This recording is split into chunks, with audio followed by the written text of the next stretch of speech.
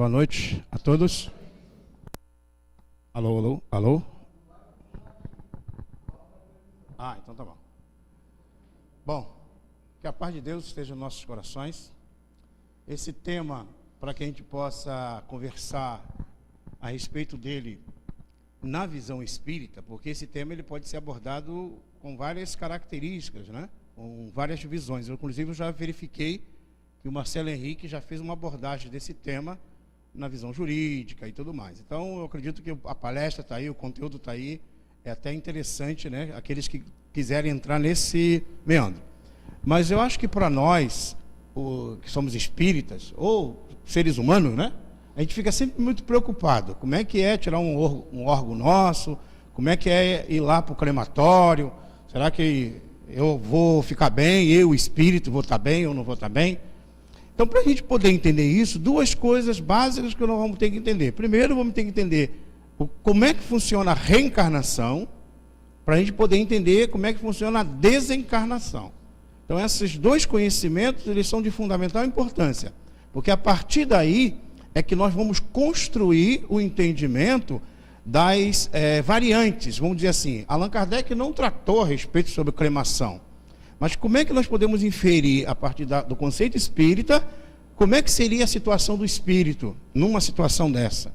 Então é isso que nós vamos dizer assim, conversar nesses minutos que nós vamos estar aqui juntos, tá? Então a reencarnação, primeiro passo, para a gente poder entender a reencarnação, qual é a necessidade da reencarnação?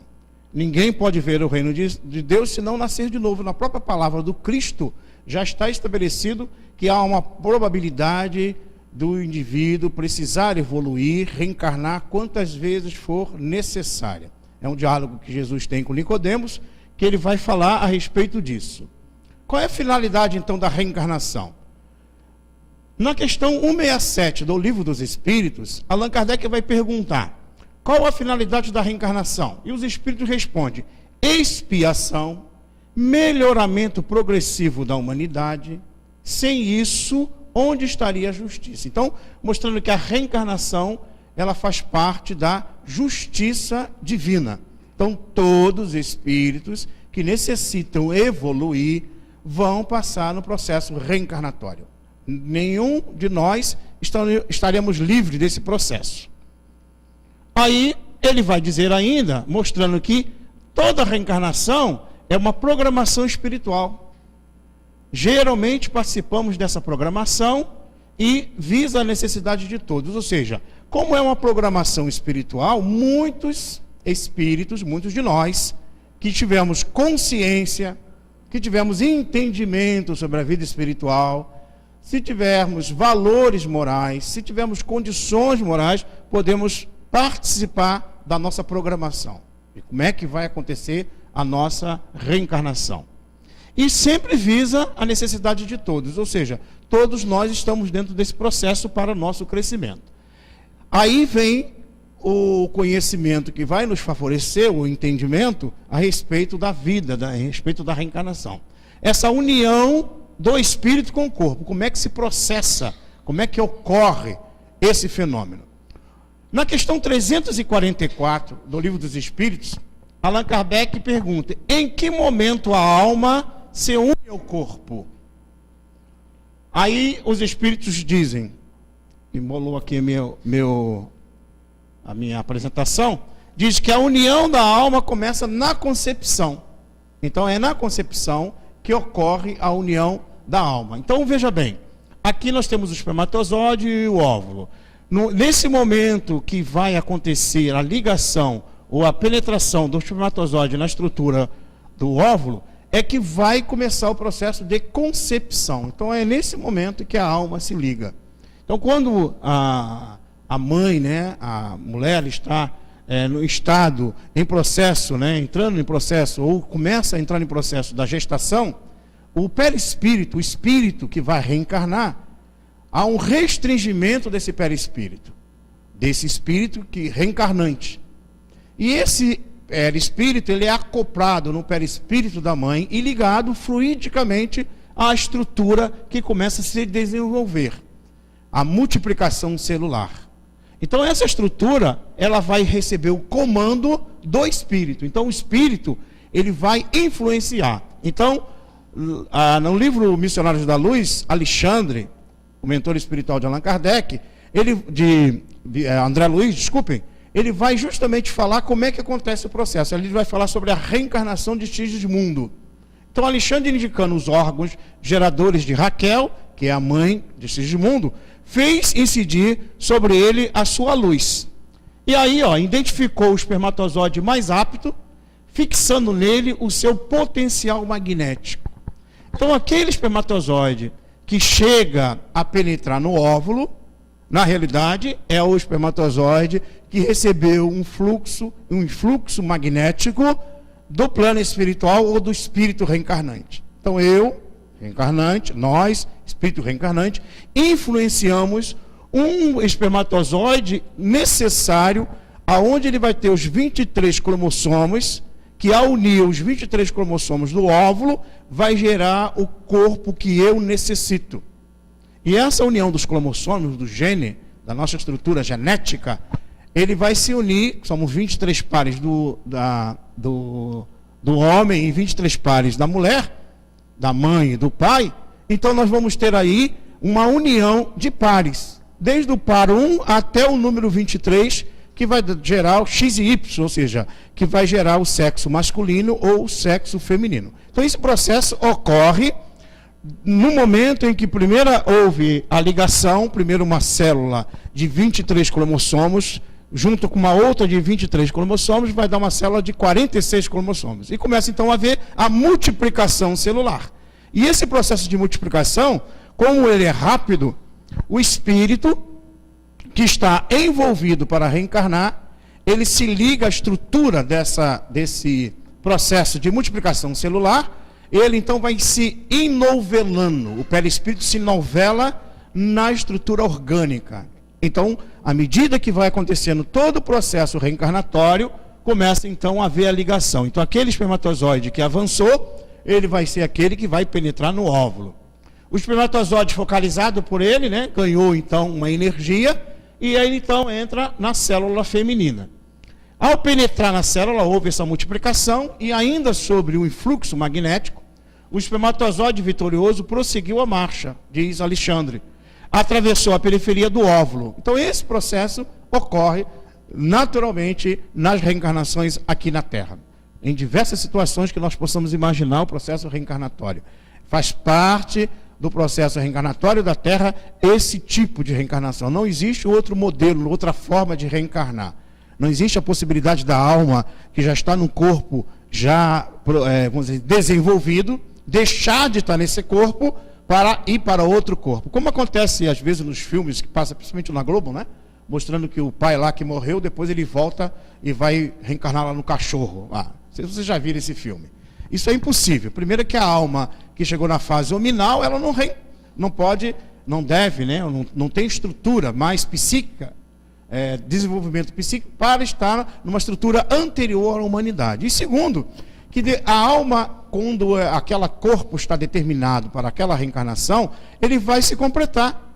Só o momento da morte é que vai fazer romper esses laços. Não tem outra maneira. Então esse processo ele é único, reencarnatório, e o desencarnatório é único. Não há uma substituição de uma alma por outra, num processo da vida, da existência do indivíduo. Ambas as forças, masculina e feminina, formavam agora um só foco. Então começa, esse é o espírito que vai reencarnar, ele então está influenciando toda a estrutura molecular, a estrutura cromossomial que vai dar origem. Então, vamos dar um exemplo. Vamos supor que alguém vai ter uma deficiência na área orgânica. Quem vai passar essa deficiência, essa estrutura desorganizada magneticamente para o organismo é o espírito reencarnante. Então ele vai influenciar ou vai estabelecer uma ligação a um par da estrutura genética e vai gerar então as malformações congênitas, as trissomias, por exemplo. O par 21, quando há uma malformação congênita, e a possibilidade dos indivíduos nascer com a síndrome de Down, por exemplo. Então imagine qualquer outra doença ou qualquer outra malformação congênita, ocorre sempre pela influenciação do espírito reencarnante. Então, isso é bom a gente entender, porque a gente vai estar entendendo que o perispírito se novela no corpo. E essa multiplicação celular vai ocorrer cada vez mais fazendo a imantação do perispírito ao corpo sob o comando do espírito. Isso é importante entender, porque na desencarnação ocorre o processo inverso. O espírito é atraído por uma força irresistível, então esse processo ocorre e não tem como ele fugir, né? O espírito entra no estado de perturbação, semelhante ao da morte. Ele entra no estado de perturbação, ele perde a consciência, perdendo a consciência e esquecendo-se do passado. Então a gente esquece do passado, entra no processo reencarnatório. O perispírito se une molécula a molécula do corpo, né? Não sei se nós conseguimos passar esse filminho aqui, só para a gente ver como ocorre o fenômeno. Ele não vai, acho que no computador ali não vai rodar. Então, aí o Alexandre esclarece, né, que o processo reencarnatório difere ao infinito, mas os pontos básicos desse processo reencarnatório ocorre igual. Vai diferir ao infinito porque de acordo com a evolução do espírito. Então há espíritos que vai ter mais facilidade, outros com mais dificuldade, dependendo do processo reencarnatório. Só vocês, para quem já leu o livro, pode lembrar. O Sigismundo, na vida anterior, aquela que hoje é a mãe dele, ele matou aquele que hoje é o pai dele, na vida anterior. E quando a mãe, ela entrou no processo gestacional desse espírito, o pai, como ele não sentia, ou melhor, sentia uma presença de um espírito que ele tinha uma certa dificuldades morais de vidas anteriores, porque ele foi assassinado por ele vibrava ao contrário. E a mãe, ela chegava a abortar a criança. Por algumas vezes ela abortou. Precisou uma intervenção do mundo espiritual, tirar o pai do corpo, levar no plano espiritual, mostrar para ele a necessidade reencarnatória, para que ele aceitasse o filho, porque eles precisariam resgatar esse processo de vidas anteriores, e aí ele aceita, e aí ele pode reencarnar. E diz André Luiz que o processo reencarnatório ocorreu da seguinte forma: após o casal ter a relação sexual, os espíritos que iam fazer o processo reencarnatório não estavam no aposento do casal. Só após, porque o espermatozoide ele permanece 24 horas, mais ou menos, ainda no útero feminino.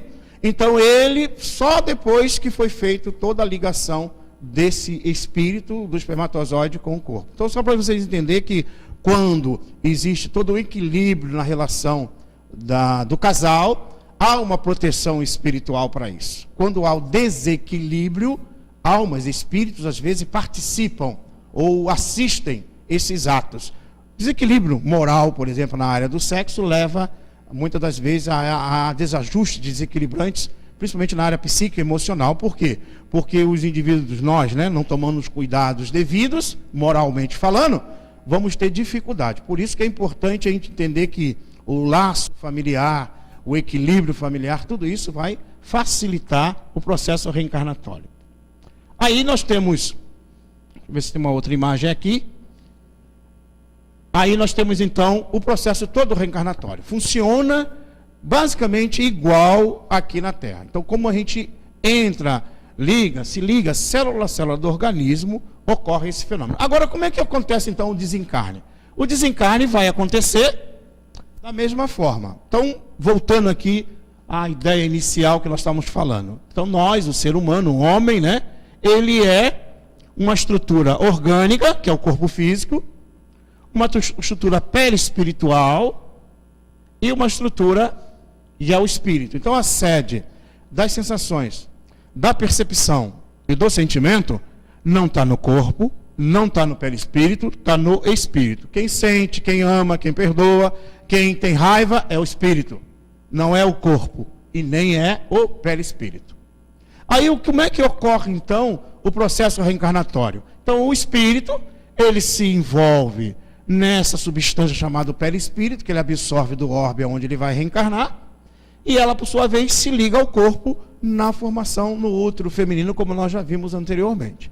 Então, se eu entendo agora que nós somos um corpo, um perispírito e o espírito em si, que é a alma, o espírito, né? Que é o ser inteligente, quando há desencarnação, ela vai ocorrer da mesma forma, só que agora no processo inverso, tá? O que sucede à alma no instante da morte? Aí volta a ser espírito, isto é, volve ao mundo espiritual. Portanto, o espírito são as almas dos homens, despojado do corpo físico.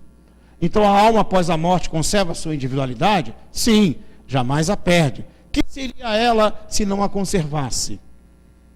Como comprova a alma sua individualidade, uma vez que não tem mais corpo material? Continua a ter um fluido que lhe é próprio, o seu perispírito.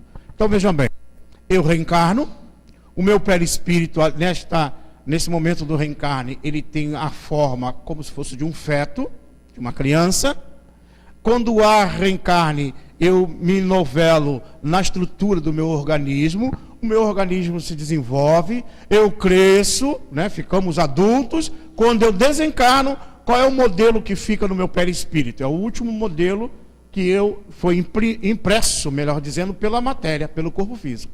Então, ao chegar no plano espiritual, por exemplo, se eu tivesse desencarnado, né, antes de vir para cá, eu viria aqui para avisar vocês em espírito, né, dizendo, olha, eu não vou poder fazer a palestra porque eu desencarnei, né?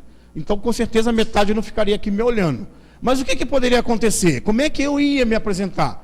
Das minhas características genéticas, fisicamente falando. O meu perispírito não guardaria esse modelo, que do jeito que eu estou aqui, até para que eu possa ser reconhecido. Então, essa é a imagem que fica do espírito na última encarnação. Vocês poderão me perguntar, mas Sidney, o espírito pode, então, ter uma outra forma? Pode. Desde que ele tenha um grau de evolução, para poder modificar a sua estrutura do seu perispírito. Se ele não tiver, ele vai permanecer com as últimas características da última encarnação dele. Então, ele continua tendo, então, no perispírito, essa existência, ligado o espírito agora ao perispírito, que é a estrutura do corpo. Então, a separação da alma do corpo. É dolorosa a separação? Então, geralmente, nós temos aí, geralmente não é dolorosa, né? O corpo quase sempre sofre mais durante a vida do que no momento da morte. Aí eu estou falando de uma morte natural, tá? Não estou falando de uma morte, por exemplo, por um acidente ou algo nesse sentido. A gente pode até comentar alguma coisa, só mais para a gente poder entender. Isso aqui é uma morte pelo processo natural, uma doença, um desgaste fisiológico normal. Então, a alma, nenhuma parte toma nisso, né, no momento da morte, e muitas vezes a alma nunca toma parte nesse processo da dor, do sofrimento. Então, o perispírito, que nós já vimos, é um envoltório semimaterial, conservado pelo espírito durante o sono e na morte do corpo físico, tá?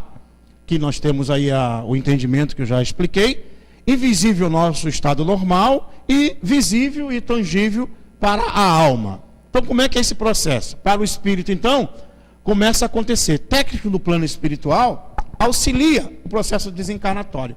Então, nós vamos ter aqui algumas ligações que permanecem ainda com o corpo físico. Quem já viu, pode ter visto aí já no YouTube, tem um filmezinho onde eles conseguiram fazer bem o processo desencarnatório de Dimas, né? Que está lá no processo em que é mostrado como é que esse fenômeno ocorre. Aqui do livro Voltei, nós temos aqui o irmão Jacó, que está no processo desencarnatório. Aí você vê os espíritos auxiliando ele, né, para que o corpo, o perispírito, comece a se desconectar do corpo. Ele começa a ter visões de vidas, de situações da existência dele na Terra. Aqui ele está já fora do corpo, vendo o corpo dele e ele, espírito. Ele tenta já andar, conversar, mas ele não consegue fazer isso. Aqui ele então vê outros espíritos, começa a perceber os espíritos, ele quer ajuda, ele quer sair andando, mas ainda não tem forças para isso, tá? Ele é levado à beira do mar para um refazimento energético, onde os espíritos levam para auxiliá-lo. Vejam que aqui nós temos um cordão prateado, ó. Esse cordão prateado significa dizer que ainda não aconteceu o desencarne. O desencarne só vai ocorrer após o desligamento do corpo, geralmente 24 horas ou no máximo 72 horas depois da morte. Então continua ligado fluidicamente ao corpo.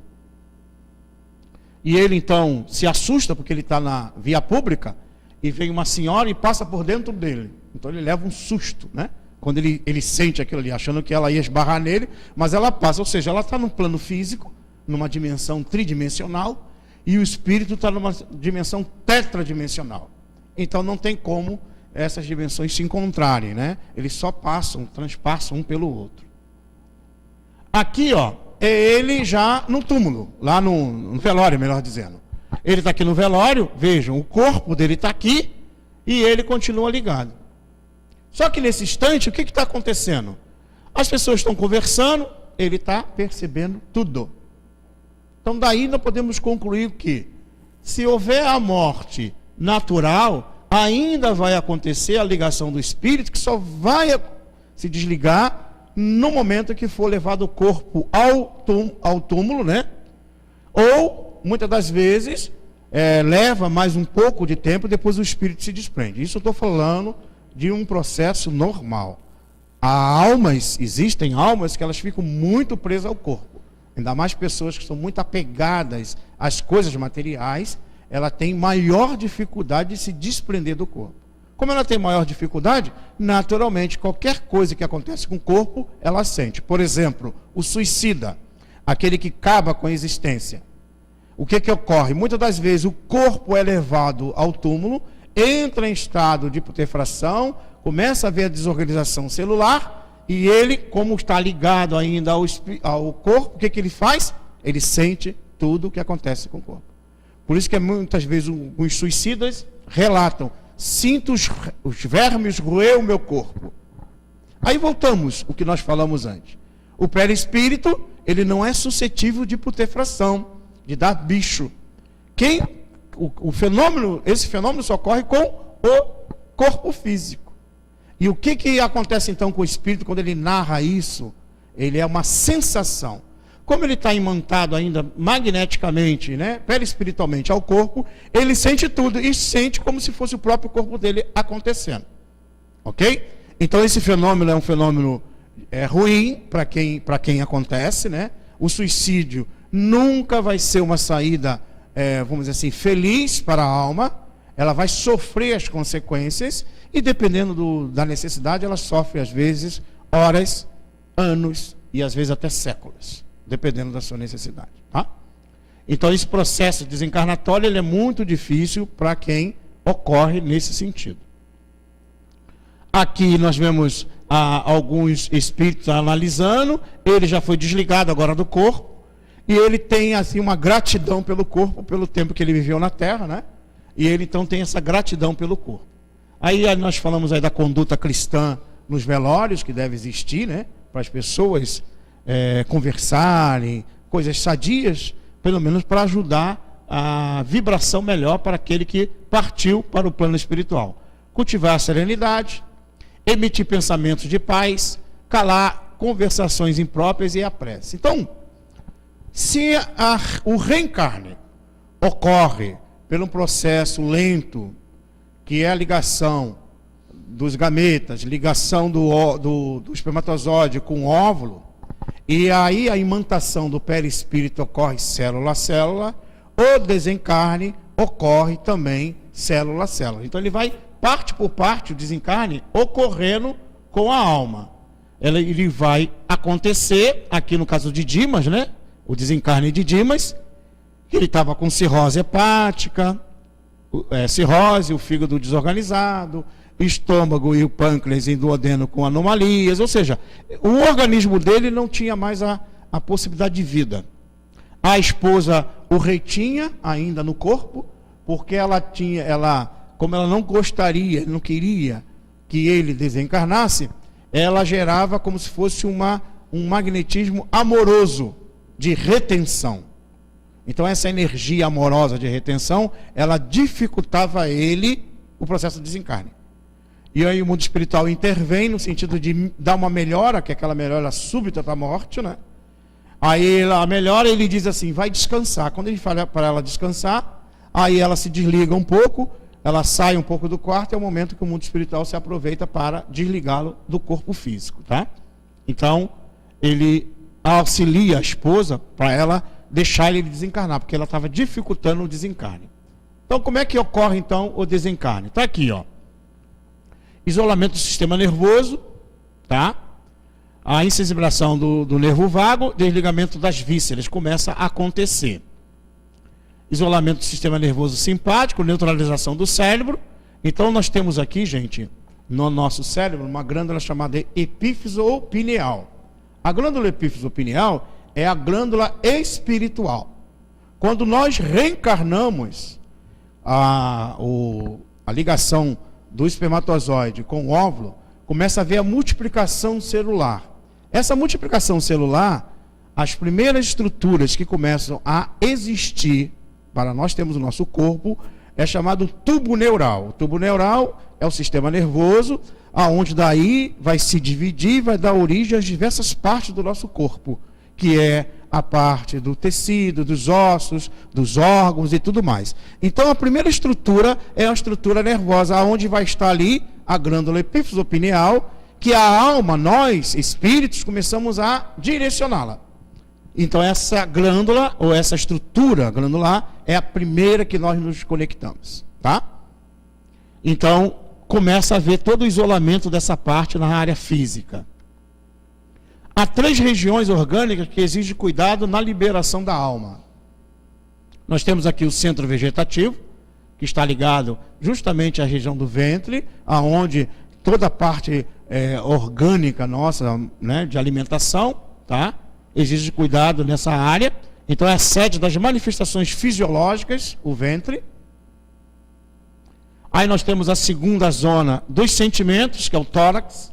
Aí o centro coronário, aqui cardíaco, né? E nós temos a terceira e a mais importante, é o cérebro, devido àquela glândula que eu expliquei, a glândula epífiso pineal, é a glândula espiritual. Ou seja, é a primeira glândula que eu me ligo quando eu reencarno e é a última glândula que eu me desligo quando eu desencarno. Bom, a morte, ela só existe quando há esse rompimento aqui, ó. Porque enquanto não houver esse rompimento, não existe a morte. Na questão 872 do Livro dos Espíritos, Allan Kardec pergunta a respeito da morte, né? Ele diz, não há, a única coisa que há fatalidade é o instante da morte. Qual é o instante da morte? Esse instante aqui, ó, quando desliga o último laço fluídico, a estrutura do organismo. Quando esse processo ocorre, realmente a alma não consegue retornar mais ao corpo. Lázaro, por exemplo, no Evangelho de Jesus, quando é narrado, ele não estava morto, ou seja, desligado fisiologicamente falando, ou perispiritualmente falando. Tanto é que Jesus o fala para que ele retorne ao corpo, embora o corpo dele pudesse já estar entrando em estado de desgastes da matéria. Mas ainda havia ligação, tá? Então o processo aí é retorno ao corpo. Então esse aqui é o fenômeno que ocorre com a grande maioria das mortes que existem. Naturalmente que a morte violenta, ela vai ter algum impacto sobre a alma, e dependendo do grau de evolução desse espírito, ou até mesmo da condição moral dele, ele pode receber ajuda, ou ele vai sofrer todas essas condições. Geralmente ocorre numa violência, num acidente, ocorre uma falta de consciência do fenômeno da morte. Um acidente, por exemplo, numa via pública, uma queda de um avião, alguma coisa parecida, o que ocorre? A alma, ela perde temporariamente a consciência, ela não lembra, ela lembra só de fatos anteriores à sua morte. Muitas das vezes nós temos a experiência que espíritos que desencarnaram em processo violento, ele chega à reunião mediúnica como se nada tivesse acontecido.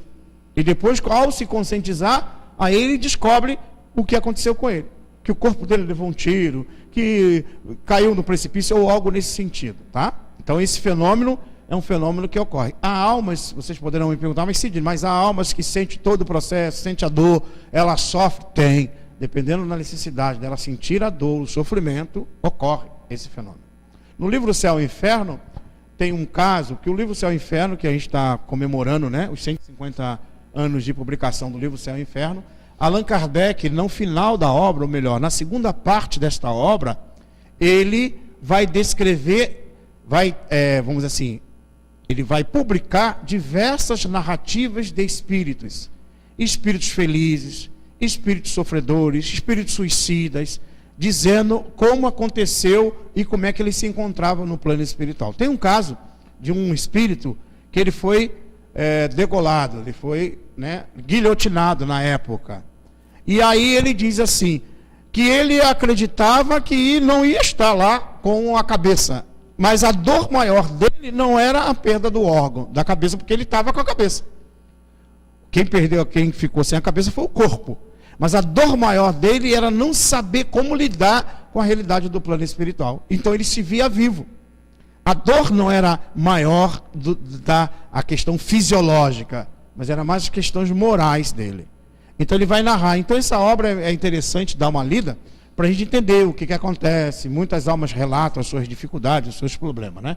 E há um outro livro também, A Carta de uma Morta, psicografado pelo nosso querido Chico Xavier.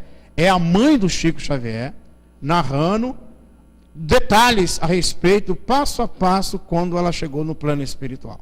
O que aconteceu, como é que ela fez. Esse livro até serve para a gente já ir treinando, né? O pessoal que vai desencarnar, não sei se vocês estão sabendo, mas todo mundo aqui vai acontecer isso, tá? Pode ser que alguém vai mais cedo, outros mais tarde, mas vai acontecer. É bom já saber como é que é o processo. Bom, vocês veem por aí, por essa informação, que enquanto a alma está ligada ao corpo, ela sente aquilo que acontece com o corpo.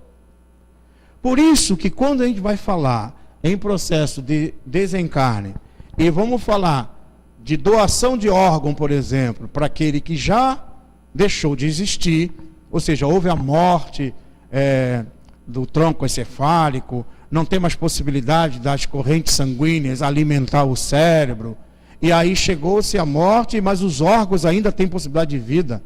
E se a pessoa fez a doação, ou seja, ela optou para fazer a doação, assinou o termo e tudo mais, ou a família tem essa autorização, esses órgãos, ao ser retirados, muitas das vezes, a grande maioria das vezes, o próprio plano espiritual se antecipa em auxiliar aquela pessoa que está ali doando o órgão.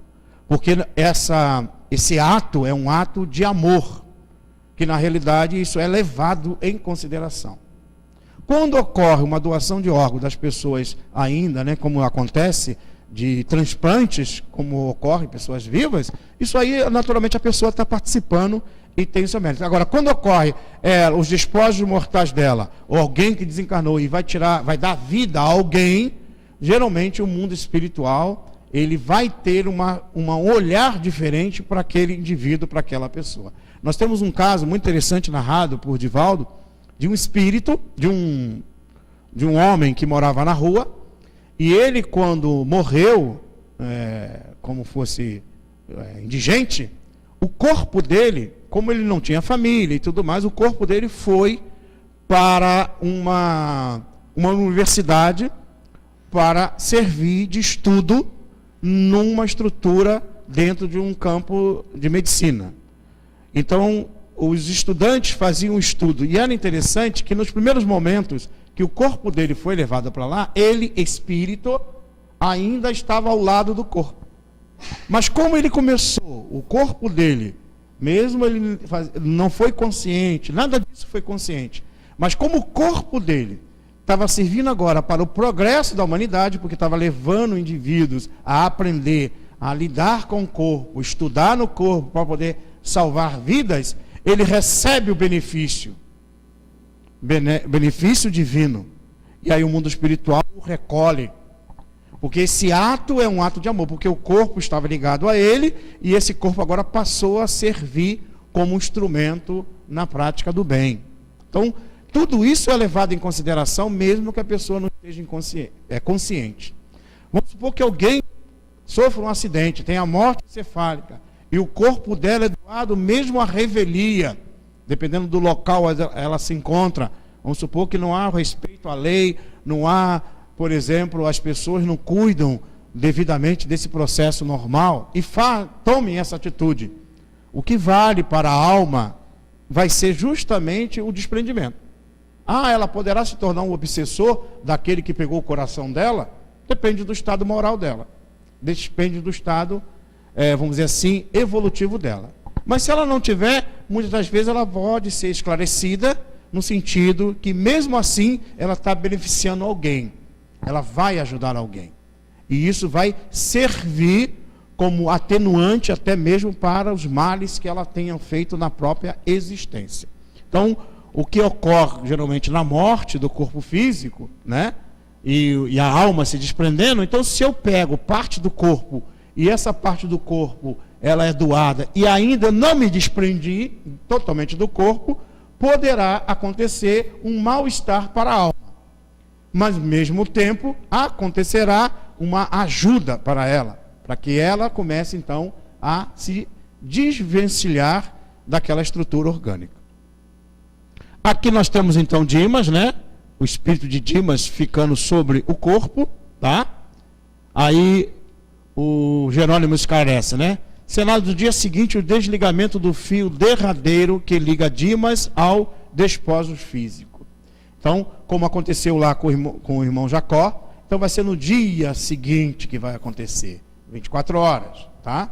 Geralmente, quando vai para a região do crematório, ocorre todo o processo de velório, e após acontecer o processo de velório, só vai acontecer a cremação, geralmente após, às vezes, até mais do que 72 horas. Então, o tempo é muito longo. Nós tivemos, num funeral de uma pessoa conhecida, lá no crematório, em Balneário Camboriú, que a família me pediu para que eu pudesse... embora o pessoal me convida para tudo, casamento, batizado, desencarne, né? A gente vai em tudo, né? E aí nós fomos lá. E é interessante que eles fazem toda uma homenagem ao morto e tudo, mas é uma coisa assim muito... É muito bonita em termos de despedida daquele. Mas aí, depois questionando o rapazinho que conduziu toda a cerimônia, ele fez toda uma preparação com música e tudo mais, e depois ele me passou a palavra para que eu falasse alguma coisa para a família, e logicamente a família, como ela tinha o conhecimento, a mãe, a esposa dele e a filha que me convidaram, ela tinha conhecimento espírita, nós partimos para uma fala baseado na visão espírita, porque até os parentes, os amigos que estavam ali, ele deveria, pelo menos, e eu entendo, ele deveria pelo menos aceitar, respeitar a vontade do morto ou da família do morto. Então a gente explica, geralmente, como é que funciona a morte e tudo mais, e a gente pôde esclarecer. E o rapazinho ouvindo tudo isso. E eu falando que o desprendimento vai levar mais um tempo e tudo mais. Aí no final ele foi bem interessante que ele ainda foi, olha, ainda vai demorar bastante para a gente colocar ele lá no forno, né? Então ainda vai levar um bom tempo. Ele provavelmente mais uns 2 ou 3 dias ainda vai permanecer lá, o corpo, para depois ele ser levado ao crematório. Então, dá tempo para se desligar. Então aproveita, se desliga logo, né? Não fica querer pegar o corpo. Meu corpo era saradinho, eu levei ele para a academia, estava lindo, maravilhoso. Abandona, larga, não fica querendo pegar mais, que não dá mais. Mas ele é lindo, eu fiz botox, fiz não sei o quê, deixa, gastou dinheiro à toa, né? Então, é uma atitude que a gente fica assim, meu Deus, será que eu vou fazer, vou querer que eu seja cremado? Hoje a cremação, gente, e cada vez mais isso vai acontecer, já viu que a Terra está cheia de gente, né? Somos cerca de 7 bilhões, é uma questão agora de higiene pública, né? Os corpos, quando são depositados na Terra, ele está, de uma certa forma, contaminando toda essa estrutura gnóstica aí do planeta. Então, os atos crematórios, ou atitudes de cremar o corpo, vai ser até uma questão de avanço na área do desenvolvimento das civilizações, tá? No futuro. Talvez agora ainda temos 1 ou 2, né, aqui em Santa Catarina, e aí o pessoal ainda fica com medo, mas vai acontecer normalmente, ou até por uma necessidade. Talvez uma lei venha a surgir que passa a deixar de ter esses cemitérios onde os despojos ficam lá durante muito tempo para um estado natural, tá? Então, lembrando que tanto o desencarne natural quanto o desencarne violento, ele vai ter toda uma assistência. Lembrando que essa assistência espiritual, ela só vai deixar de existir se aquela dor, se aquele sofrimento, que aquela perda de ajuda temporária, de uma forma geral, para aquela alma, sirva de crescimento para ela.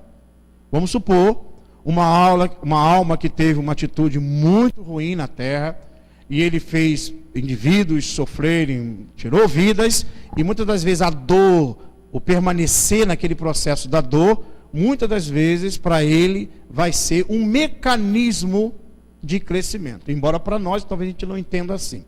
Se vocês lerem a obra Transição Planetária de Divaldo Franco, lá ele vai falar, quando houve o tsunami naquelas regiões ali da Tailândia, aquelas regiões ali, uma equipe de espíritos de diversas colônias espirituais do mundo se reuniram para ir auxiliar a retirada dos espíritos, desligamento dos espíritos dos corpos. Os corpos, então, foram mais de 200 mil pessoas que morreram, os corpos foram empilhados na praia, e aí muitas das almas ainda estavam ligadas aos seus corpos. Elas não conseguiam se desprender. E aí essa equipe, então, foi para lá e começou a auxiliar o desencarne, a desligar os espíritos, colocando, então, em macas, colocando, então, em hospitais para ser o atendimento. Havia a horda de espíritos obsessores se aproximando, porque os espíritos obsessores, principalmente que estão envoltos nesse tipo de comportamento ainda, de subjugação de outras almas, eles aproveitam esse desencarne violentos, ou de guerras, ou tudo mais, para ainda subjugar essas almas, esses espíritos. Então eles vão lá, em vez de fazer um processo natural de desligamento, eles simplesmente puxam o espírito e arrancam o espírito. E ele grita de dor, porque ainda ele está muito ligado à estrutura do corpo. No livro Painéis da Obsessão, vocês podem ler esse livro. Há uma história de um indivíduo que está dentro do hospital de tuberculose. Como ele era uma alma, uma pessoa que era de má vida, com comportamento de má vida, ele tinha um processo obsessivo muito sério. Então, quando o Manuel Filho de Miranda observa ele, e em volta do leito dele os obsessores, e aí no momento que ele está quase desencarnando, eles puxam ele do corpo, numa violência danada, e carrega ele. E o Manuel Filho de Miranda pergunta ao mentor espiritual, né? Por que isso vai acontecer? Aí eles dizem, essa dor que não é eterna, que não é um sofrimento eterno, que ele não vai sofrer sem ter uma maneira de melhorar, mas essa dor temporária vai servir para o seu crescimento. Por isso que é importante a gente entender que as consequências pós a morte vai depender naturalmente da maneira como nós nos conduzimos na vida, tá? Aí, de novo, a morte, ele vê mais ou menos cenas da sua própria vida, passa como se fosse um filme, tá? Um flashback de tudo que nós vivenciamos, rapidamente. Logicamente, em algumas cenas a gente se retém mais, outras menos, e tudo mais, tá? Ok? Bom, sobre a cremação ainda, nós temos a visão de que, quando o espírito entra no processo de vamos dizer assim, ser levado a um crematório, mesmo que ele não tenha se desligado, muita gente poderá pensar, e aí, como é que vai ser? Até o Richard Simonetti, no livro que ele fala, ele tem lá um desenho de um espírito saindo, parece com uma labareda, pegando fogo, ele saindo correndo, né? Mas isso não ocorre, porque o perispírito, gente, ele não é suscetível de pegar fogo. Quem pega fogo, quem é capaz de ter fogo é o corpo físico. Como, por exemplo, o corpo físico tem câncer, o corpo físico tem Alzheimer, o corpo físico tem todos os tipos de doença, mas o perispírito, ele não tem câncer. O perispírito não tem Alzheimer. Até porque o Alzheimer é uma questão mais moral do espírito do que do próprio organismo. Mas a deficiência orgânica do lóbulo frontal, por exemplo, que gera a doença do Alzheimer, isso é físico. No perispírito não tem essa característica. Aquela poema da gratidão que Divaldo fala no final das suas palestras, ele diz bem isso: aquele que não fala, voltará a falar. Aquele que não enxerga, voltará a enxergar. Aquele que não anda, voltará a andar. Por quê? Porque as deficiências orgânicas é que cria obstáculo para a alma. Deixou de estar ligado ao corpo, volta ao plano físico, ao plano espiritual, volta a enxergar, volta a falar, volta a andar, ou não ter as doenças que vai acontecer. Bom, mas aí, vamos supor que eu não consegui me desligar do corpo. E aí o meu corpo é levado para esses locais. O pavor, o medo que vai ocorrer é natural. Por quê? Porque eu estou vendo as cenas ali, naquele momento. Poderá a alma permanecer e até assistir alguma coisa nesse sentido? Poderá, desde que esta dor signifique ou seja para ela um processo de aprendizado. Se caso não for, o próprio mundo espiritual vai intervir para que aconteça. Por exemplo, nós tivemos aí no nosso Brasil o desencarne, a morte de Tiradentes. Naquele momento em que o corpo dele estava sendo esquartejado, ele, espírito, já não estava mais ligado ao corpo. Então há cenas, as situações, histórias narradas de almas, por exemplo, que foram levadas às fogueiras, principalmente na época da Inquisição, que quando acontecia o corpo queimado, a alma já não estava mais ali. Então não sentia mais nada. Há casos, por exemplo, de espíritos, de pessoas, de indivíduos que ao serem decapitados, também a alma já não estava ali. E há casos que ele sente toda a dor e passa por todo aquele processo de sofrimento. Porque há uma necessidade que eles passam ali. Talvez você não me pergunte, mas só para que a gente possa esclarecer, aquele caso que aconteceu da explosão de um avião cair e explodir, e todo o corpo dos tripulantes, das pessoas que estavam no avião, foram recolhidos de pá, né, totalmente destruídos. Da mesma forma, muitas das vezes, algumas desses acidentes faz que a alma ela fique inconsciente, não perceba o que acontece com ela, e o desligamento do perispírito é como se fosse imediato. É como se esse campo energético ele fosse praticamente imediato. Alguns vão sentir muita perturbação e vai precisar de muito tempo para se recuperarem. Mas haverá uma intervenção do mundo espiritual nesse instante para auxiliar essas almas. Lembrando sempre, todo o processo que a gente fala aqui, sempre vocês consideram essa hipótese. Depende da necessidade da alma. Tem espírito, gente, que precisa ainda passar dores para poder entender. Se vocês pegarem memória de um suicida, por exemplo, de Ivone Pereira, ela vai falar que o espírito, muito ligado ao corpo, ele sentia todo o processo de desgaste, de desorganização celular do corpo no túmulo. Ele sentia. Ele como se estivesse dentro do túmulo, ele escorregava, e ele passou vários dias assim. Por quê? Porque ele estava muito ligado à matéria. Ele poderia sair de lá? Poderia. Mas ainda não tem a força moral para isso. Tá? Então isso ocorre tanto nas mortes naturais, como também nas situações do crematório. Ou seja, se o corpo for levado para ser, na realidade, queimado, vai acontecer o fenômeno de acordo com a condição moral da alma. Ok? Então essa visão, esse entendimento é sempre importante a gente ter, porque sempre vai depender da condição da pessoa. Como é que a pessoa está, qual é o estado evolutivo dela, qual é a percepção dela. Aquele caso que eu narrei para vocês, desses espíritos que estavam lá empilhados, corpos, né? Haviam almas ali que já estavam presas há algum tempo. E por ela estar presa há algum tempo, estava quase inconsciente. E ao ser tirada do corpo, nem perceberam que foram retiradas do corpo. Porque há um processo todo de inconsciência. Tá? Tem um outro caso, que é narrado pela nossa irmã Sueli Caldas Schubert, de um espírito que ele se apresentava na reunião mediúnica, todo maltrapilho, todo sujo, e o trabalho dele, ele tinha como trabalho, e ele diz, no diálogo, ele diz que sempre, ele gostaria de sempre estar assim, e ele no trabalho dele, qual era? O trabalho dele era entrar nos túmulos para retirar os indivíduos, os espíritos, que cometeram suicídio. Era o trabalho dele.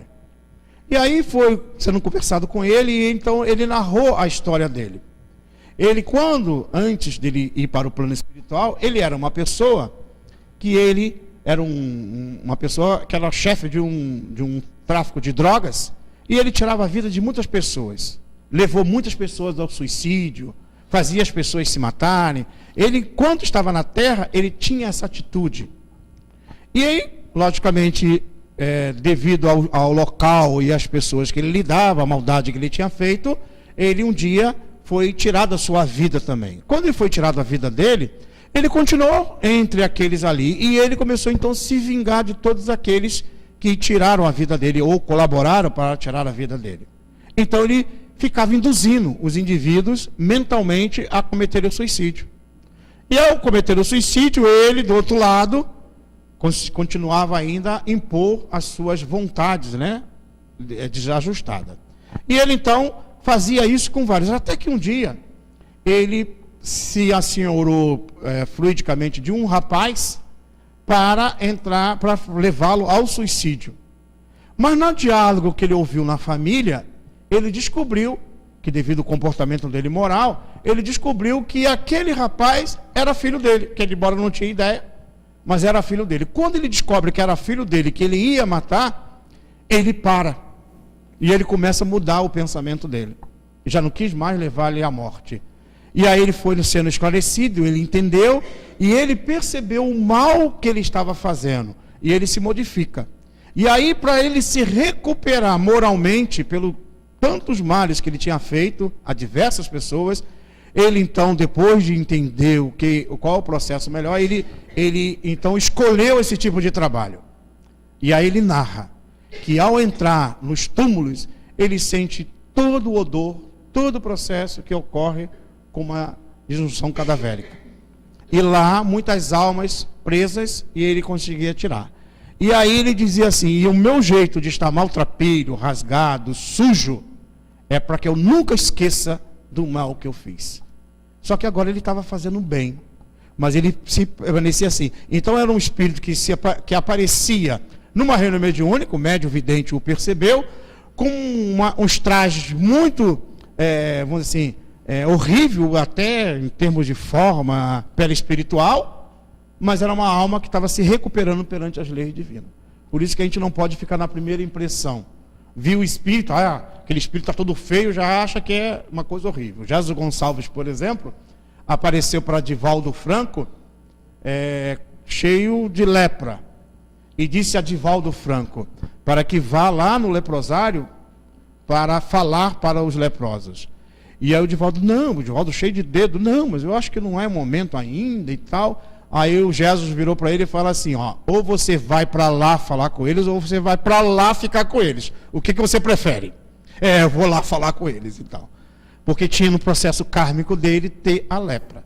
E naquele instante o espírito Jesus Gonçalves se transfigura na frente dele, e toda aquela estala, toda aquela deformação orgânica que ele tinha, de perda de dedo e tudo mais, o espírito, o perispírito, volta e se ilumina totalmente na frente de Divaldo Franco. Aí vocês poderão dizer, mas Jesus Gonçalves era um espírito maravilhoso, né? Um espírito evoluidíssimo. Não. Jesus Gonçalves foi Alarico, rei dos visigodos. Se vocês pegarem a história, no ano 400 e pouco, esse grande general invadiu Roma e tirou a vida de diversas pessoas, tacando fogo nas casas, porque ele se revoltou contra o Império Romano.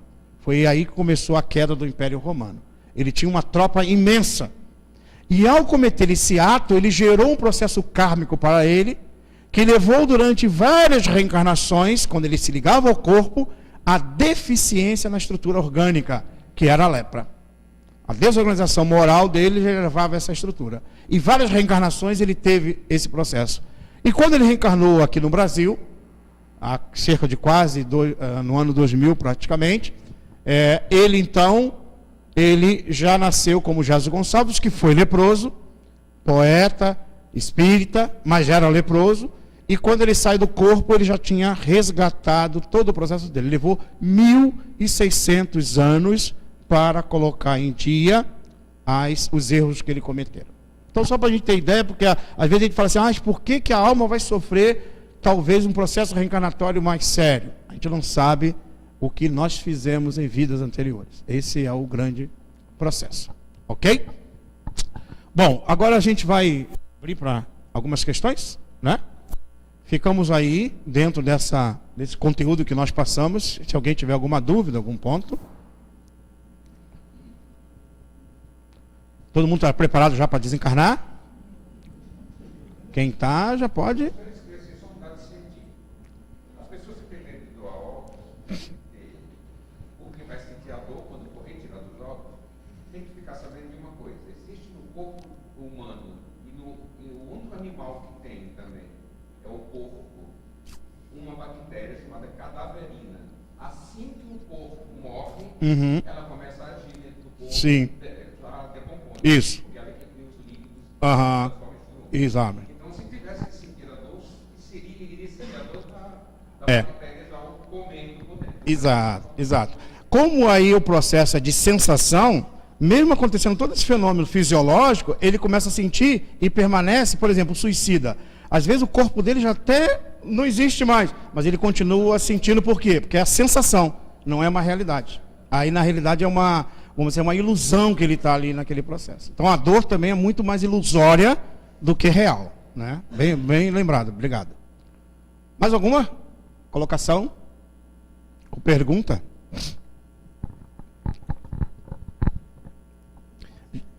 Pode.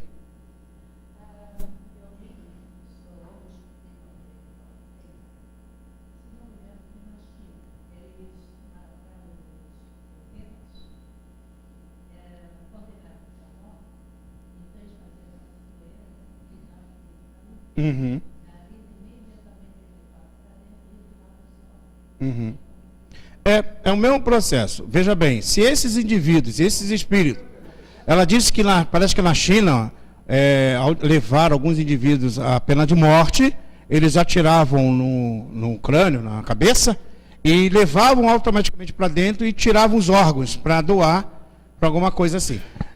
Funciona do mesmo jeito, tá? A alma sempre vai ter um correspondente de sentir a dor ou não, de acordo com o grau dela, ou até, vamos supor, que ele já tenha até se ajustado perante as leis pelo mal que ele fez. Mas sempre vai ter um estado de perturbação. O que acontece? Acontecendo uma morte mais ou menos imediata, a alma às vezes ela fica perturbada. Ela nem sabe. E ela só vai recobrar que morreu, às vezes anos depois. Aí ela vai sentir aquela dor. O fenômeno é muito interessante. Nós temos casos, por exemplo, de espíritos que chegam na reunião mediúnica cantando, alegre. Eu não sei o que eu estou fazendo aqui. Que parece que está todo mundo morto aqui. Que a gente está lá em prece e tal. E o que vocês estão fazendo? Me tiraram da festa. Por que vocês me tiraram da festa? Me trouxeram para esse lugar aqui. Isso aqui é uma igreja? Vocês são padre? E aí a gente vai conversando com ela, vai conversando com o espírito, vai conversando, e aí daqui a pouco a gente pergunta, e aí, você lembra aonde você estava? Eu estava lá na festa, mas de repente eu vim para cá, e o que aconteceu lá na festa? Aconteceu alguma coisa? Aconteceu lá uma briga lá. Uma briga. Ai. Aí ela começa a gritar e sente que foi alvejada por um tiro. A cena já aconteceu.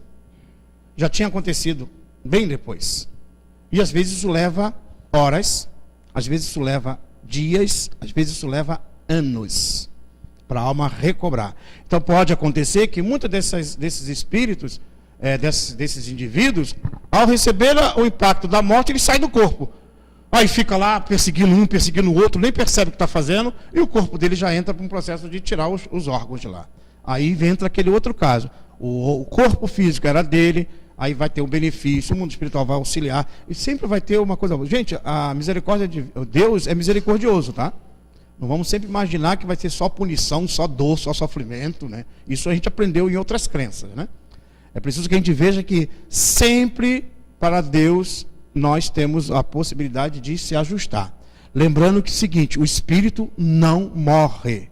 Não morrendo, teremos nova oportunidade para reencarnar, tá? Então a dor, ela sempre vai ser necessária. É como se fosse um processo de crescimento.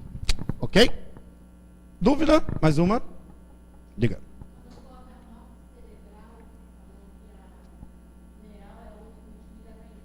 Isso. Geralmente quando a morte cerebral é uma visão médica. Ocorre, por exemplo, a morte do tronco encefálico, né? A falta de irrigamento sanguíneo. Então começa, essa é uma visão médica. A visão médica, o que ele vai dizer? Olha, aqui esse corpo não tem mais condição de ter vida. Voltar a ter vida. Então podemos tirar os órgãos. E muitas das vezes ainda está funcionando alguma coisa. Eles tiram os órgãos, começam a fazer todo o processo. Agora, na visão espírita, é que nós temos a visão que o perispírito ainda está ligado a essa glândula pineal. Ela está começando a se desligar. Porque o desligamento começa, então, dos membros inferiores, dos dedos, até a última glândulazinha aqui, tá? E pode ser acelerado pelos espíritos? Pode. É esse cordão prateado, né, que nós falamos aqui, ó, ele é como se fosse desenovelado. Alguns são arrancados, alguns são cortados. Então, dependendo de cada situação, tá? Mas, assim, duas visões. A visão médica não vê essa visão ainda. O dia que vê vai ser maravilhoso, né? Tem alguns médicos até que vê, mas fica quieto. Não fala que está vendo. Né? Tem alguns médicos, evidente, nós temos um conhecido que ele vê, ele está lá, tem uma conhecida mesmo que ela trabalha ali no CEPOM, e de vez em quando médica, ela, espírita, de vez em quando ela vê o espírito saindo do corpo, né? Se desligando e indo embora, andando. É bem mesmo o que acontece. Uns até ficam lá do lado, né? Outros ficam preocupados, outros até tentam deitar em cima do corpo para levantar de novo e não conseguem mais.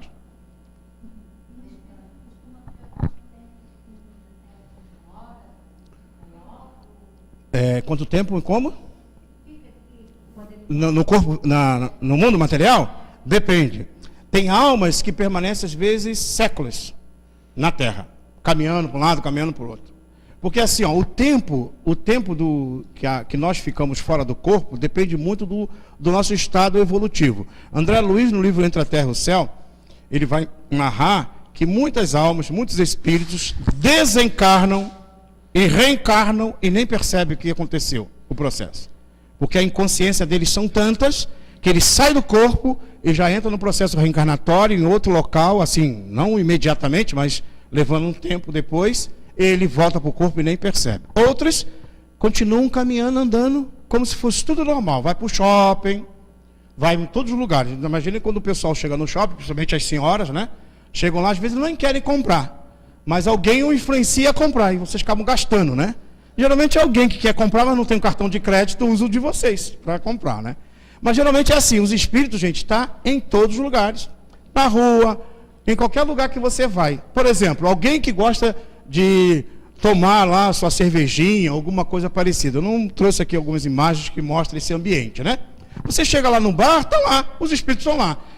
Ele não pode comprar a bebida, ele não pode pegar o copo, ele não pode tomar lá na garrafa, que está lá na mão dele. Aí ele espera o encarnado pegar, botar no copo. Quando o encarnado vai tomar, ele se acopla como se fosse uma reunião mediúnica. A estrutura orgânica e suga aquilo ali.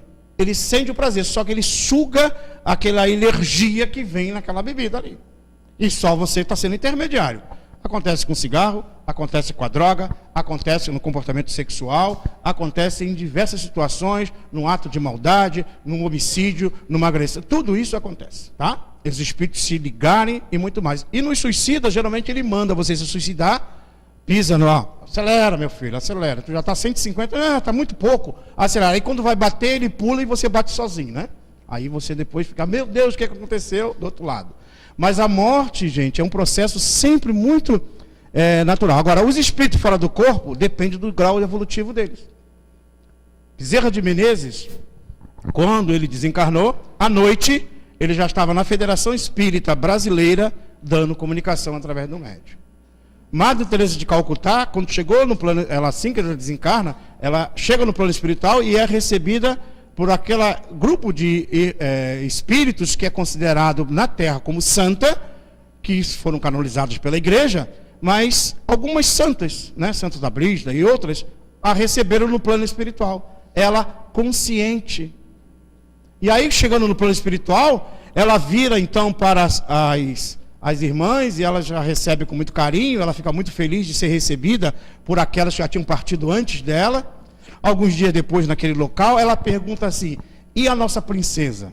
Porque foi no mesmo período que ela ia antes para o velório da princesa Diane, e ela desencarnou antes. E ela pergunta assim: e a nossa princesa?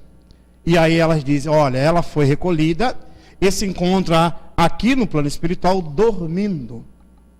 E aí a Madre Teresa de Calcutá vai visitá-la.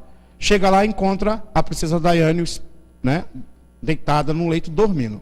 Ela dormiu durante alguns dias. Depois de um certo tempo, a Madre Teresa sempre visitando, e quando ela ia despertar, os amigos espirituais, né, da equipe avisaram a Madre Teresa, ela estava lá, porque ela já aprendia a se deslocar com o pensamento. Os espíritos mais evoluídos se deslocam com muita facilidade. A gente não, precisa de corpo para andar, precisa que abra a porta para a gente entrar, né? Mas os espíritos evoluídos já não necessitam disso. E ela então estava presente. Quando ela abre os olhos, ela disse: irmã, a senhora aqui? E ela: sim, agora você pode fazer parte da minha equipe, porque a princesa Diane, quando estava aqui na Terra, pediu a Madre Teresa de Calcutá para segui-la. E a Madre Teresa: não, minha irmã, por enquanto você não precisa fazer isso. Continua fazendo o trabalho que você está fazendo. E um dia, talvez, você vai participar da nossa equipe. E aí chegou o dia, né? Agora, uma ficou dormindo um tempo, pela ajuda do plano espiritual, pelos atos de bondade que fez na Terra. A outra, pelos atos de bondade, despertou tranquilamente. E outros, pelos atos da maldade, ficam presos, sendo perseguidos pelos crimes que cometeram, por aqueles que fizeram mal, por aqueles que ele prejudicou. Essa permanência de encontro ainda com as dores que ele criou, é como se fosse um processo de ajuste. Nós participamos, gente, durante um bom tempo, ali no Morro do Horácio, numa atividade ali na ONG Gente Amiga. E fazíamos algumas atividades na área espírita, de orientação, palestra para as pessoas. E uma dessas idas lá, nós, ao sairmos de lá, viemos para a nossa casa espírita, que nós frequentamos ali o Amor e Humildade do Apóstolo. E ao participar de uma reunião mediúnica, um espírito que nos acompanhou de lá da região, veio e se comunicou através do médium. E disse assim: ai, me ajuda, porque eu despachei tanta gente para o lado de cá, e agora estou encontrando todo mundo e está todo mundo atrás de mim. Então ele tirava a vida da turma lá, aí quando ele perdeu a vida, os espíritos estavam atrás dele. Quando ele viu que a gente estava por ali, fazendo prece e tal, ele se conectou e veio junto conosco. E aí, ele chegou na reunião mediúnica e falava isso, com medo. Então, aqueles que ele tirou, achou que tinha resolvido o problema, estava tudo atrás dele de novo, lá do outro lado. Então, isso é a realidade. Aí vai acontecer quanto tempo isso aí? Depende da alma.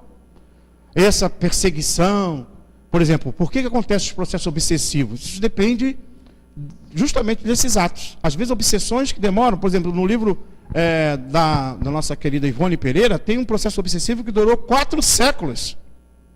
Os espíritos, desde a época da Inquisição, foram mortos na Inquisição, perseguia esse grupo de espíritos que fizeram essa maldade, que foram padres na época. Já estava 4 séculos. E aí, ao olhar os espíritos, 4 séculos presos àquele ato de vingança, eles ainda tinham, por exemplo, como as unhas dele foram arrancadas, eles tinham a imagem das unhas no perispírito como se estivesse arrancada, porque eles guardaram na tela mental e eles manipulavam o perispírito. Porque o perispírito, gente, ele é plástico, ele é moldável. Se eu penso em alguma coisa, ele se torna aquela imagem, tá? Com o espírito mais evoluído, por exemplo, consegue voltar. Por exemplo, Emmanuel, ao desencarnar aqui na Terra, como o padre Manuel da Nóbrega, ele ao chegar no plano espiritual, ele quis aparecer para o Chico Xavier umas reencarnações na época do Cristo, que é a imagem Publio Lentulus.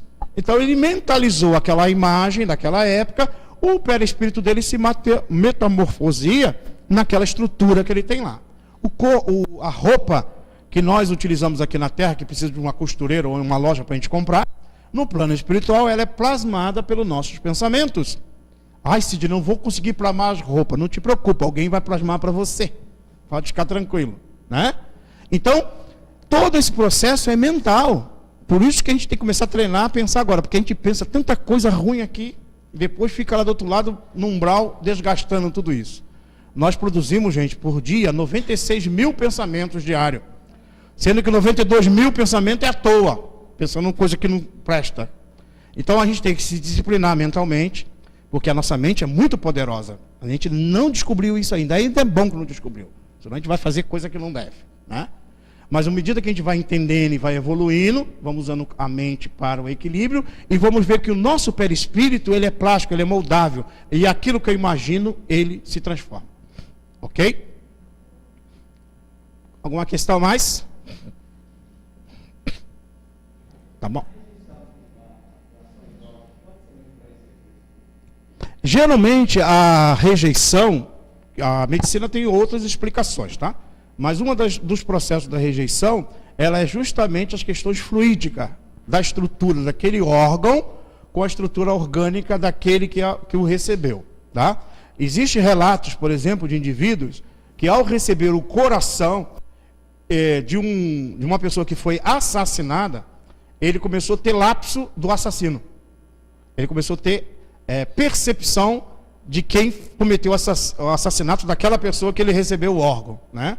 Então existe essa imantação, porque o nosso perispírito, gente, ele se envolve célula a célula, e essa particularidade, essas partes do perispírito, muitas das vezes, vai junto com o órgão.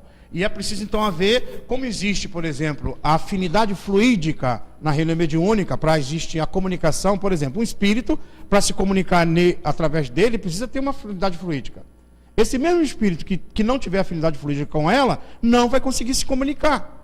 Da mesma forma acontece os nossos órgãos, ele vai ter essa ligação. E aí tem a aprovação daquele que vai receber o órgão, aí tem uma série de processos juntos que vão acontecer. E aí a rejeição, no lado da medicina, tem outros fatores que são explicados. Mas, basicamente, vai ter aí uma necessidade de aprendizado para aquele que deveria receber aquele órgão, e por enquanto não vai acontecer, tá?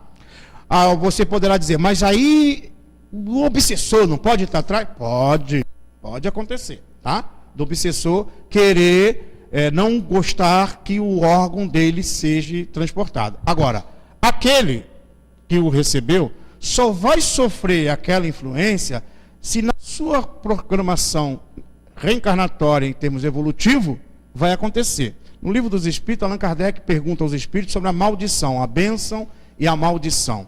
E os espíritos dizem assim, a bênção ou a maldição, ela só é permitida por Deus.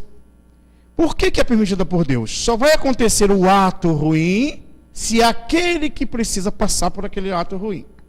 Então vamos supor que eu tenha já débitos na minha vida de outras situações, talvez aquela influência vai me levar a crescer, a evoluir. Negativamente? Mas eu vou aprender com isso. Então, existem aí vários fatores. Em espiritismo, não dá para a gente dizer assim, aconteceu isso, vai acontecer aquilo. Não é assim. Aconteceu isso, depende da intenção. Porque pode... 5 pessoas podem fazer a mesma coisa e cada uma vai ter uma análise diferente. Depende da intenção de cada um. Ok? Então, por isso que a gente não pode dizer assim, aconteceu isso, vai acontecer aquilo. Fulano fez isso, vai acontecer aquilo outro. Não. Pode ser, tem N fatores que vão interferir e vão modificar o processo. A eutanásia é a mesma situação. Inclusive tem uma palestra nossa aí já gravada, né? Sobre eutanásia, que a gente fala a respeito disso. A permanência do espírito naquele corpo que está em processo de sofrimento é, muitas das vezes, para ele, um processo educativo. Eu antecipar isso, eu estou interrompendo um processo que é divino. Por isso que o espiritismo, ele não orienta ninguém a fazer a eutanásia, mas fica sempre aquela postura. Por exemplo, hoje já existe uma lei na área da medicina que, de uma certa forma, permite a medicina tomar algumas atitudes, o próprio médico, alguma situação, e ou os familiares tomar essa atitude. Mas sempre lembrando que é a questão de fórum íntimo da família. Tem um caso narrado por Chico Xavier, que nesse assunto sobre a eutanásia, de uma pessoa que sofria muito no corpo, o corpo com muito sofrimento e tal. E aí perguntaram ao Chico, Chico, nesse caso, não seria melhor a eutanásia para ela parar de sofrer? Aí ele disse assim, você desconhece a alma. O sofrimento que esse espírito está passando é a melhor coisa que é para ele no processo evolutivo. O mal que ele fez em vidas anteriores o trouxe a essa situação. E aquela dor que ele vai passar, o ato dele ficar ali imobilizado, dele estar repensando toda a existência, é um processo de crescimento. Só que para nós, materialmente falando, para a medicina, para o conhecimento humano, a gente não vê o lado espiritual. Mas na doutrina espírita vê como o aborto, como, por exemplo, o aborto, muitas das vezes, aquele espírito que eu tenho dívida com ele, que eu tenho um processo, me comprometi em recebê-lo como filho, e aí eu vou lá, interrompo. Muitas das vezes ele se revolta e passa a ser obsessor, ou seja, ele já era obsessor, porque às vezes transformar o obsessor em filho é a melhor coisa que tem, né? Porque aí descansa o pai, descansa o obsessor, descansa todo mundo, aí todo mundo fica tranquilo, né? Então, quando ocorre esse fenômeno de revolta, geralmente o processo continua, deixa acontecer, que vai servir de aprendizado para um para outro. Como é que vai resolver isso? Quando todos nós começarmos a amar um ao outro. Aí nós vamos começar a se importar com o outro. E vamos deixar de fazer o mal de um para com o outro. Aí vai acabar essa problemática. Na realidade, nós somos num mundo de provas e expiação em processo de regeneração. O processo de regeneração tem 1000 anos. Então dá para a gente, terceiro milênio, melhor dizendo, tem 1000 anos. Então dá para reencarnar aí umas 10, 12 vezes por aí, dependendo do tempo de vida, né? Dá para reencarnar bastante, dá para aprender muito. Só que tem um detalhe, os comportamentos ainda do planeta é o comportamento ainda do experimento. A gente está experimentando uma série de coisas. E quanto tempo vai levar? Ainda vamos levar muito tempo. Pode ver que de vez em quando surge uma coisa nova, o povo quer experimentar, e vai experimentando modelo social, modelo comportamental, modelo disso, daquilo, e vai experimentando. Isso está fazendo um processo de crescimento. Tem coisas que indivíduos já não querem mais. Vamos dar um exemplo. Pena de morte. Em alguns países que foram estabelecidos pena de morte, eles viram que não resolveram o problema da criminalidade. E estão mudando. A liberação das drogas. Tem países que estão voltando atrás e proibindo as drogas. Por quê? Porque não resolveu o problema da relação às drogas. Então, o que acontece com a sociedade? Ela experimenta. E esse experimento ali. Até a gente poder aparelhar ou aproximar as leis humanas das leis divinas. Quando isso começar a acontecer, aí vai acontecer um processo normal de equilíbrio no planeta. E isso é o resultado nosso. Ah, Sidney, vai levar quanto tempo? Há 2000 anos Jesus já falou isso e a gente continua fazendo a mesma coisa? Vocês acham que agora em 50 anos vai resolver? Não vai. Vai demorar um bom tempo. Existem muitas mensagens aí meio apocalípticas, né? Que o mundo vai acabar, ou então que vai resolver tudo. Tem um planeta chupão que vai levar a metade embora, né? Ainda mais agora que exoplanetas que eles descobriram que tem mais de 1000 aí próximo à nossa galáxia aqui. Então, está todo mundo achando isso. Gente, o processo é muito lento. É preciso que nós evoluamos conjuntamente. Um pode evoluir, mas enquanto a humanidade não caminhar junta, o processo é coletivo, tá? Então um vai auxiliar o outro.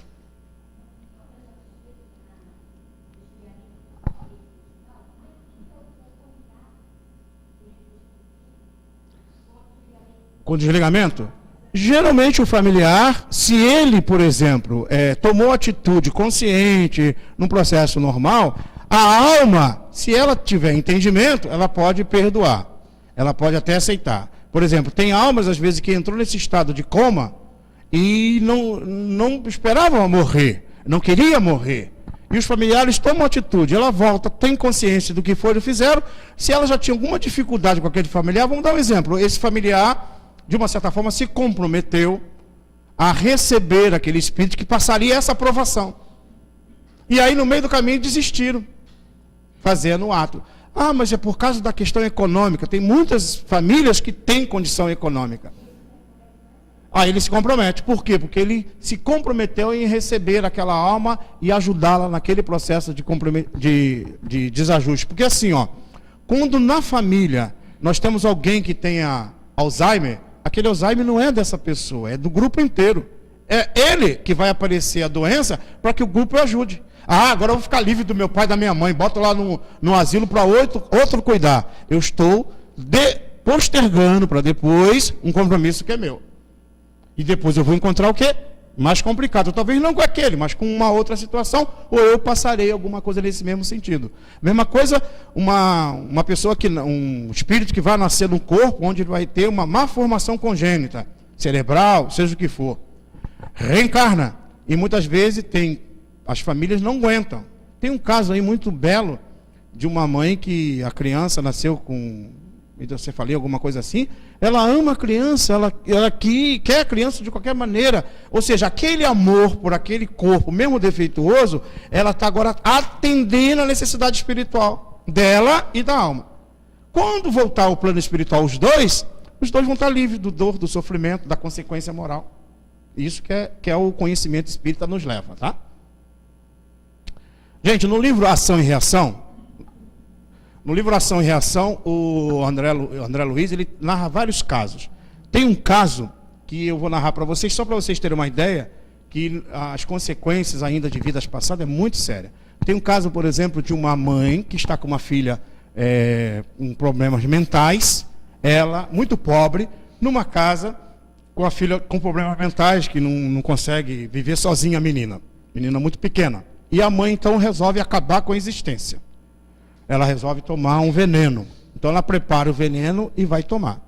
A mãe dela, que já está no plano espiritual, percebendo que isso ia acontecer, e a menina ia acabar morrendo porque ia ficar sozinha, ela pede então ajuda ao plano espiritual. E aí os espíritos vão até lá e a encontram lá para tomar aquela atitude, acabar com a existência dela, porque ela não aguentava.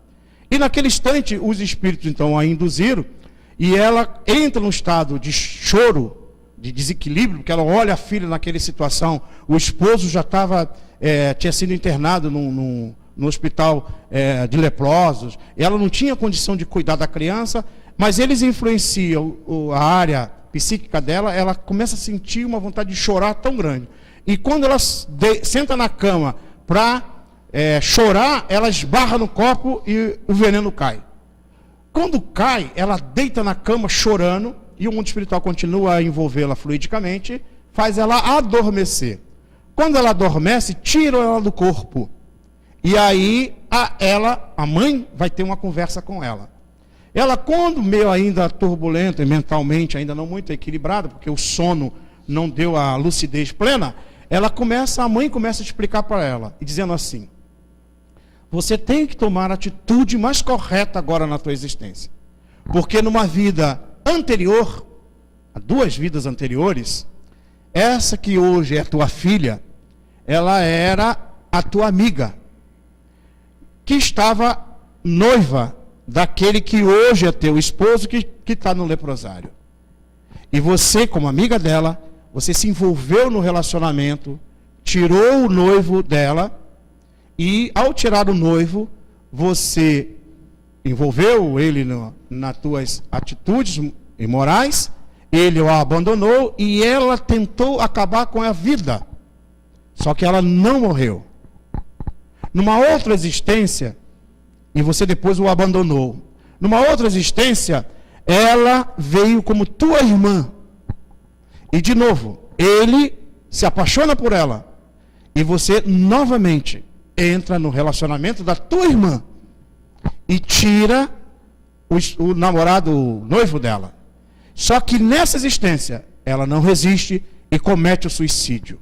E hoje, você recebe ela com a deficiência pelo ato do suicídio, para que você consiga agora colocar no lugar o que você tirou. Vejam, e ela diz ainda: você teve oportunidade de respeito por uma amiga, teve outra oportunidade de respeito por uma irmã, de respeitar a conduta, e não respeitou. Então a dor, o sofrimento, é uma consequência de um ato que você teve tudo para fazer certo e não fez, por escolha própria, por livre-arbítrio. Então aí, quando ela volta para o corpo, depois de um sabão desse que a mãe passa por ela, né? Ela volta para o corpo e toma a atitude de não querer acabar com a vida e cuida da filha até o final da existência.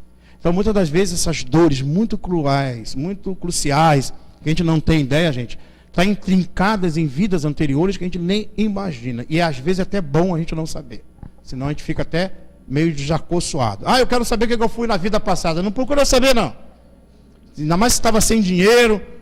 Eu fui rei, eu fui rainha. Não foi, não, porque não tinha tanto reinado para tanta gente assim, não. Porque tem gente sem dinheiro na terra, né? Às vezes é dessa vida mesmo que a gente não está cuidando dos nossos recursos materiais. Então, a gente às vezes coloca muita expectativa ou muita ilusão nesse conhecimento sobre a reencarnação. Vamos colocar o pé no chão e conhecer certo. Como é que funciona o mecanismo? Ele é lógico, ele é racional. O nosso querido Chico, numa entrevista, que vocês podem pegar no YouTube, com a Hebe Camargo, ele vai, na resposta que ele dá à relação ao suicídio, ele diz assim, muitas vezes o suicida, aquele que atingiu a área do crânio, na área, por exemplo, da visão, ele pode vir cego.